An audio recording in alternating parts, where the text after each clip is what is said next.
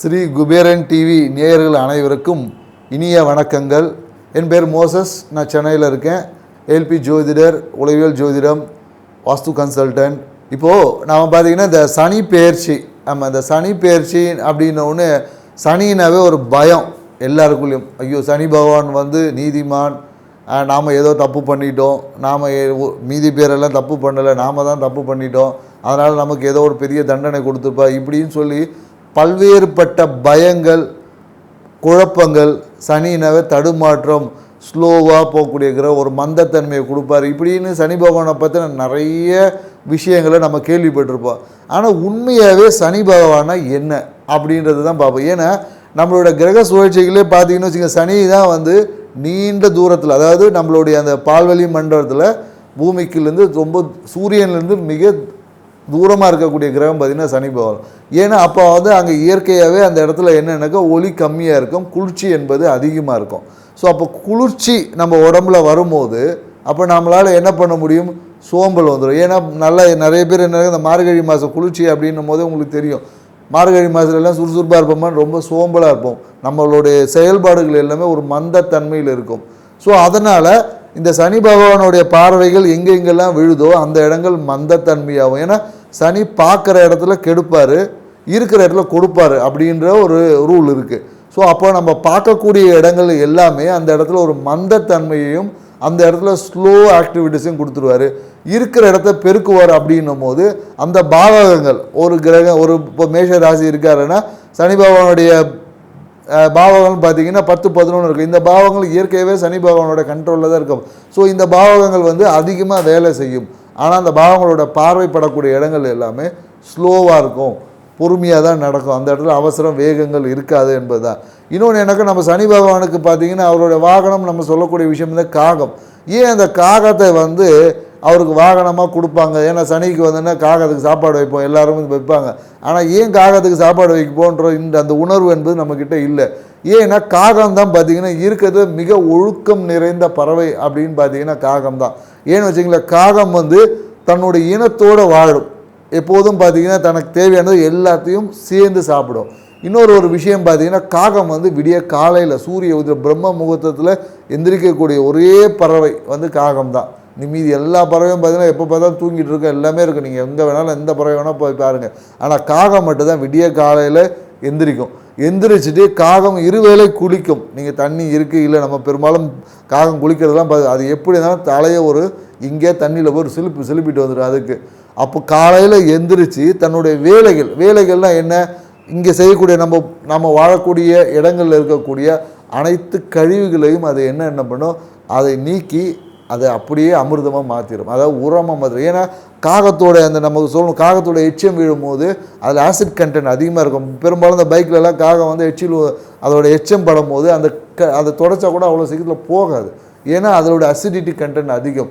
ஏன்னா அது இயற்கையாகவே அந்த ஆசிட் கண்டென்ட் அதிகமாக இருக்கிறதால அதை நம்ம உள்ளக்கூடிய கழிவுகளை அப்படியே எரித்து நமக்கு உரமாக்கி கொடுக்கும். பெரும்பாலும் அந்த காகம் பார்த்திங்கன்னா நிறைய இந்த வெயில் காலங்களில் பார்த்திங்கன்னா நமக்கு அந்த காகம் வந்து இந்த வேப்பம் பழத்தை நம்ம சாப்பிடும். அதனால தான் சனி பகவானுக்கு வந்து வேப்ப மரத்தை சொல்லுவாங்க. வேப்பம் பழத்தை வந்து காகம் வந்து சாப்பிட்டுட்டு அதை எச்சிங்களை வந்து வேப்ப மரத்தை இனவர்த்தி பண்ணக்கூடிய மிக ஒரு பறவை எதுன்னா காகம் தான். ஸோ அப்போ இந்த காகத்துக்கு உண்டான அது இன்னொன்று பார்த்திங்கன்னா, காகத்து வந்து இந்த கழிவுகளை நீக்கி சுத்தமாக்குறது ஒரு வேலை இருந்தாலும், ஈவன் அதோட இனப்பெருக்கம் பார்த்திங்கன்னா அதோட செக்ஷுவல் விஷயங்கள் எல்லாமே ஈவினிங்கில் தான் பார்க்கும். அது பெரும்பாலும் அதோடைய விஷயங்களை யாரும் பார்க்க முடியாது. அவ்வளோ ஒழுக்கங்கள் இருந்தது. தன் இனத்தை வாழும் குட்டிகளை அதோட அந்த பறவை குஞ்சுகளை பாதுகாக்கும். ஸோ அப்படி இன்னொன்று என்னென்னாக்கா, அதோட கூடு எப்படி இருக்குன்னா வலிமையான இடத்துல தான் கட்டும். ஒரு காகத்தில் கூடை நீங்கள் அவ்வளோ சீக்கிரத்தில் கலைக்க முடியும். ஏன்னா அது வந்து அதை நல்ல கிளையோட ஸ்ட்ராங்னஸை பார்த்து அதோடைய உமிழ்நீரில் அந்த இரும்பையே வளைக்கக்கூடிய ஆற்றல் இருக்குது. அதனால தான் காகத்தோட கூண்டு பார்த்துருந்தீங்கன்னா அதில் நிறைய இரும்பு கம்பிகளை கொண்டு நல்லா முறுக்கி ஒரு ஸ்ட்ராங்கான ஒரு கட்டமைப்பை அமைக்கக்கூடிய ஒரு விஷயம் காகத்திற்கு. ஸோ இதை நாம் உணவளிக்கும் போது அந்த தன்மை நமக்குள்ளும் வர வேண்டும். நாமளும் சுறுசுறுப்பாக இருக்கணும். நம்மளுடைய விஷயங்களை நாம் செய்யக்கூடிய இந்த பிரபஞ்சத்தில் செய்யக்கூடிய அந்த ரூல்ஸ் அண்ட் ரெகுலேஷன்ஸ், அதாவது நம்ம பிரபஞ்சத்தில் விதிக்கப்பட்ட இயற்கைக்கு ஒன்றிய ஒரு வாழ்க்கையை அமைக்கணும் என்பது தான் காகத்துக்கு உணவளிக்கிறாங்க.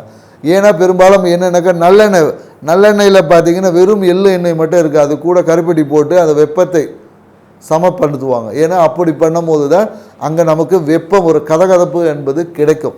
ஸோ அதனால தான் நம்ம நல்லெண்ணெய் தீபத்தை எழுதுகிறோம். பெரும்பாலும் சனி பகவான் பார்த்தீங்கன்னா என்ன சொல்லுவாங்கன்னா ஒரு ஊனமுற்றவர் சொல்லுவாங்க. ஏன்னா சனி தான் ஆயுள் காரகன். ஏன்னா நம்மளோட உயிர் சாரம் அவர்கிட்ட தான் இருக்குது. ஏன்னா சனி நினச்சா தான் நம்மளோட ஆயுளையே பெருக்க முடியும். ஸோ ஏன்னா குளிர்ச்சியில் தான் நம்மளோட ஆயுளுக்கு வெப்பமாகும். வெப்பம் அதிகரிக்கும் போது நம்மளோட ஆயுள் உயிர்த்தன்மை விரயமாகும். குளிர்ச்சியில் தான் அந்த உயிர்த்தன்மை வந்து பெருகும். அதனால தான் சனிக்கு வந்து ஈஸ்வர பட்டமே கொடுத்துருப்பாங்க. சனி பகவானுக்கு வந்து ஈஸ்வரம். இதுக்கு நிறைய புராணங்கள், நிறைய கதைகள் சொல்லுவாங்க. ஆனால் அறிவியல் பூர்வமாக நமக்கு அதோட புரிதல் நமக்கு ரொம்ப குறைவாக இருக்கிறதுனால தான் நம்ம பெரும்பாலும் இந்த விஷயங்களை அறிவியல் பூர்வமாக உங்களுக்கு பகிர்றோம்.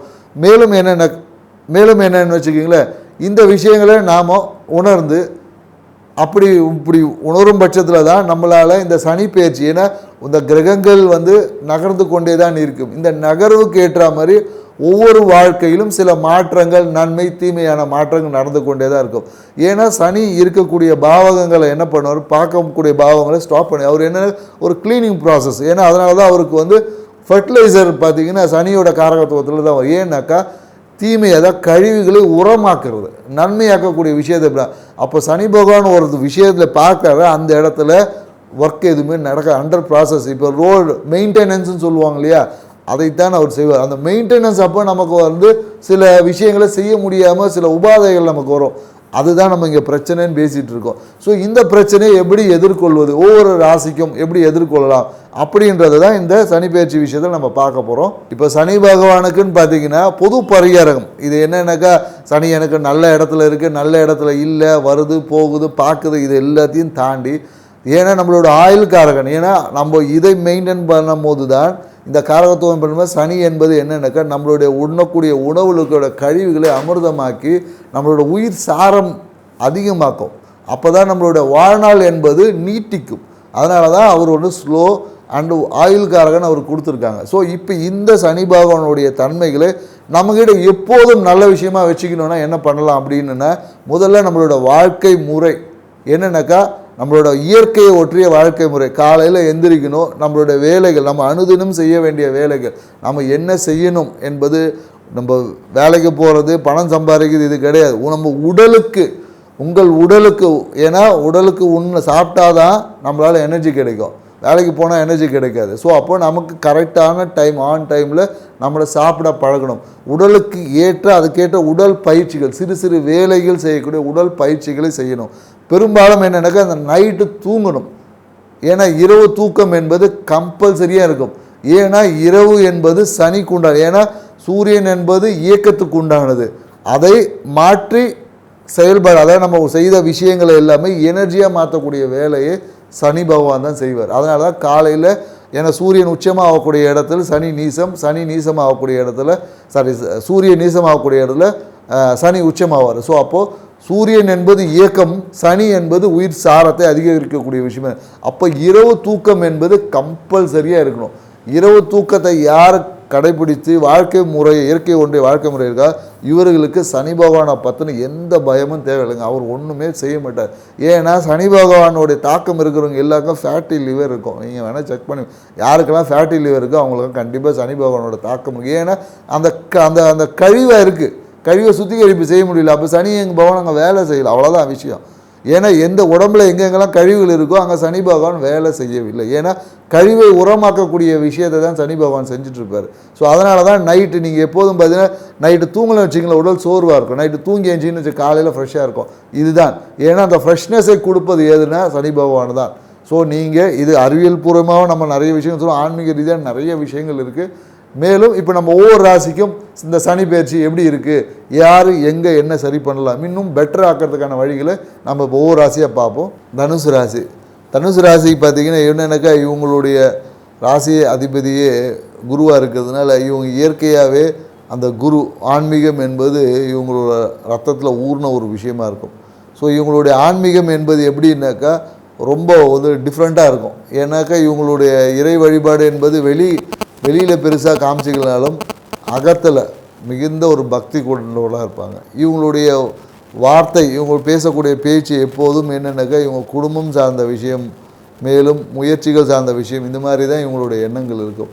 இந்த தனுசு ராசிக்காரங்களுக்கு எப்போதும் பார்த்திங்கன்னா எங்கேயாச்சும் எப்போவாச்சும் ஒரு வீடு வாங்கிட மாட்டோமா அப்படின்ற ஒரு எண்ணம் வந்து இவங்களுக்குள்ளே எப்போதும் இருக்கும். நிறைய தனுசு ராசிக்காரங்கள் நாங்கள் பார்த்துருக்கோம், எப்போ நான் வீடு வாங்குவேன் அப்படின்னு அவங்க கேட்டுக்கிட்டே இருப்பாங்க. ஸோ இந்த காலகட்டம் உங்களுக்கு வீடு வாங்கக்கூடிய காலகட்டமாக தான் இருக்குது. மேலும் உங்களுடைய மனசை மட்டும் கொஞ்சம் அமைதியாக வச்சுக்கிட்டிங்கனாவே உங்களோட விரயங்களை தவிர்த்துட முடியும். ஏன்னா உங்கள் மனம் எப்படி இருக்குன்னா, பெரும்பாலும் என்னென்னாக்கா இந்த உலகத்தை சுற்றலாமா, இங்கே சுற்றலாமா, அங்கே சுற்றலாமா அப்படின்னு சொல்லி வெளி உலக சுற்றுலா போடுறது, எப்போதும் பரபரப்பாக இருக்க வெளியே போகிறது, இந்த மாதிரியான விஷயங்களில் மனம் நாட்டம் அதிகமாக இருக்கும். அந்த மன நாட்டமே என்னக்கா போகக்கூடிய இடத்துல சிறு சிறு பிரச்சனைகள் வந்துடும். அதுவே என்னென்னாக்கா உங்களோட மகிழ்ச்சியை குறைக்கக்கூடியதாக இருக்கும். அதனால் வாய்ப்பு கிடைக்கும்போது தாராளமாக போகும். ஏன்னா தூக்கமின்மையால் தான் உங்களுக்கு பல வியாதிகள் வர்றதுக்கு வாய்ப்புகள் இருக்குது. ஸோ அதனால் முதல்ல நல்ல தூக்கத்தை நல்லபடியாக வச்சுக்கோங்க, உங்கள் வாழ்க்கை சிறப்பாக இருக்கும். உங்களுக்கு வரக்கூடிய வியாதிகள்னு பார்த்தீங்கன்னு வச்சுக்கிங்களேன், என்ன மாதிரியான விஷயங்கள் வரும்னா, இந்த ஸ்கின் டிசீஸ் தான் அதிகமாக வரக்கூடிய வாய்ப்பு இருக்குது. இந்த காலகட்டத்தில் தோல் சார்ந்த வியாதிகள், சர்மம் சார்ந்த விஷயங்கள், அழகு சார்ந்த விஷயங்களில் சிறு சிறு பிரச்சனைகள் வந்து போகும். ஸோ அதெல்லாம் ஒன்றும் இல்லை. ஏன்னா இப்போது வரக்கூடிய இந்த சனிப்பெயர்ச்சி வந்து அது எல்லாத்தையும் சரியாயிடும். ஸோ அதை பற்றி ரொம்ப யோசனை. ஆனால் வேலை சார்ந்த விஷயத்தில் ஒரு சின்ன ஒரு அழுத்தம் இருக்கும். ஏன்னா அதிகப்படியான வேலை பளு உங்களுக்கு இந்த காலகட்டத்தில் வருவதற்கு வாய்ப்பு இருக்குது. அதனால் ஒன்றுக்கு ஒரு வேலை செஞ்சிங்கன்னா இல்லை ஒன்று இப்போ வந்து 5 வேலையை செய்ய வேண்டிய ஒரே வேலையை இப்போ 5 மடங்காக செய்ய வேண்டிய ஒரு அழுத்தம் ஏற்படும் தொழில் சார்ந்த விஷயத்தில். அதுக்கெல்லாம் சேர்த்து பெனிஃபிட் உங்களுக்கு கிடைக்குமானா கண்டிப்பாக கிடைக்கும். ஏன்னா இந்த ராசிக்கு குருவை வந்து பார்வை இருக்கிறதுனால கண்டிப்பாக அது உங்களுக்கு அதிர்ஷ்டமாக லாபமாகவும் இல்லை ப்ரொமோஷனாக கூட வாய்ப்புகள் இருக்குது. ஸோ இந்த காலகட்டத்தில் கொஞ்சம் அழுத்தத்தோடு தான் பயணிக்க வேண்டியதாக இருக்கும். அதனால் நீங்கள் இந்த அழுத்தத்தை இது பண்ணிங்கன்னா நீங்கள் மிகப்பெரிய ஒரு நல்ல நிலைக்கு இல்லை. தனுசு ராசிக்கு பெரும்பாலும் என்னென்னாக்கா இவங்களோட தந்தை தான் வந்து இவங்களோட ரோல் மாடலாகவே இருப்பார். ஏன்னா இவங்களோட தந்தையின் மூலமாக தான் அனைத்து நல்ல விஷயங்களும் நடந்திருக்கும். ஸோ அம்மா பார்த்திங்கன்னா இவங்க பேரில் கம்பெனிலாம் வச்சுருப்பாங்க. மோஸ்ட்லி தனுசு ராசிக்காரங்களுடைய அம்மா வந்து குழந்தை பேரில் வந்து கம்பெனிலாம் நடத்தக்கூடிய ஒரு வாய்ப்புகள் இருக்குது. அம்மா வந்து இந்த காலகட்டத்தில் புதிய கம்பெனி தொடங்கி அதுக்கு தனுசு அவங்களோட பேரே வச்சுருப்பாங்க. ஸோ அப்பா வகையில் மிகுந்த நன்மை கொடுக்கும். ஸோ நீங்கள் உங்களுக்கு இஷ்ட தெய்வமாக சிவன் கோயில் போயிட்டு வாங்க. சிவன் கோயிலுக்கு போயிட்டு விநாயகருக்கு ஒரு தாமரை மலர்களை அர்ச்சனை செஞ்சுட்டு வாங்க. உங்கள் வாழ்க்கை சிறப்பாக அமையுங்க இந்த வருஷம். மேலும் நீங்கள் என்ன பண்ணலாம் அப்படின்னு பார்த்தீங்கன்னா, நிறைய உங்கள்கிட்ட இருக்கக்கூடிய இந்த காஸ்மெட்டிக் திங்ஸு நிறைய இருந்துச்சுன்னா அதை மற்றவங்களுக்கு ஒரு தானமாக கொடுங்க. காஸ்மெட்டிக் திங்ஸு, ஏன்னா காஸ்மெட்டிக் திங்ஸு தானம் செய்வது வழியாக உங்களோட நோய் தன்மையிலேருந்தும் நீங்கள் முற்றிலுமாக வெளிவர முடியும். மேலும் என்ன பண்ணலான்னா, இந்த தக்காளி சாதம் இருக்கு இல்லையா, தக்காளி சாதத்தை நீங்கள் தானமாக கொடுத்தீங்கன்னா, இந்த தனுசு ராசிக்காரர்கள் பார்த்திங்கன்னா பெரும்பாலும் இந்த ஐடி, அந்த கம்யூனிகேஷன் சார்ந்த விஷயங்கள் இதில் வந்து நிறைய பேர் இருக்கிறாங்க. ஸோ நீங்கள் என்ன பண்ணலான்னா, இந்த பால் உணவுகளை கொஞ்சம் தவிர்த்து கொண்டீங்கன்னா உங்களுக்கு ஏற்படக்கூடிய அந்த வியாதிகள்லேருந்து நீங்கள் குறைச்சிக்கலாம். மேலும் என்னென்னாக்கா, இந்த ருத்ராட்சத்தை கழுத்தில் அணிவது மூலிமா உங்களுடைய லாபம், மன மகிழ்ச்சி, அனைத்து விஷயங்களும், அனைத்து பாக்கியங்களும் உங்களுக்கு நிறைய கிடைக்கும். ஸோ நீங்கள் என்ன பண்ணலாம் அப்படின்னீங்கன்னா, உங்கள் கையில் இந்த தானம் கொடுப்பது சிறந்த. நீங்கள் என்னென்னாக்கா, ஏதாவது ஒரு பொருள் சேவைக்காக உங்களுக்கு பொருளாதார தானம் இல்லை இந்த காசை இருக்கா தானம் கொடுக்கலாம். ஏன்னா இளைய சகோதர சார்ந்த விஷயத்தில் உங்களுக்கு ஒரு சிறிய பிரச்சனைகள் வந்துட்டு தான் இருக்கும். ஏதாவது உங்களை காசு கேட்டு தான் இருப்போம். ஏன்னா இந்த தனுசு ராசிக்காரங்க பணம் வர்றதுக்கு முன்னாடியே அவங்க சொந்தக்காரங்களாம் தெரிஞ்சு ஏதோ ஒரு விதத்தில் அவங்க ஒரு பொருளாதார உதவி கேட்பாங்க. ஏன்னா தனுசு ராசியே வந்து அந்த தர்மம் செய்யக்கூடிய ராசி என்பதனால நீங்கள் என்ன பண்ணலான்னா, யாரை கேட்குறதுக்கு உங்களால் இயன்ற சிறிய உதவிகளை அவங்களுக்கு செய்து உங்களுடைய அந்த கர்மங்களை தீர்த்து கொள்ள முடியும். சரிங்களா? ஸோ அதனால் உங்கள்கிட்ட யாராவது தானம் கேட்டாங்கன்னா நீங்கள் இல்லைன்னு சொல்கிறதுக்கு பதிலாக உங்களால் இயன்றதை கொடுத்து அந்த விஷயங்களில் அந்த அந்த தன்மைகளை பேலன்ஸ் பண்ணிட்டீங்கன்னா உங்கள் வாழ்க்கை சிறப்பாக இருக்கும். ஸ்ரீ குபேரன் டிவியை பார்த்தமைக்கு நன்றிகள். மேலும் இது போன்ற தகவல்களை தெரிந்து கொள்ள ஸ்ரீ குபேரன் டிவியை சப்ஸ்கிரைப் செய்யுங்கள். மறக்காமல் பெல் ஐக்கானை கிளிக் செய்யுங்கள்.